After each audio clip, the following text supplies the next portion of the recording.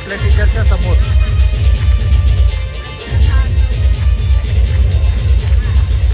त्या मणिपूरच्या हिरव्या झाडाच्या समोर. तर आती झाली मुलं.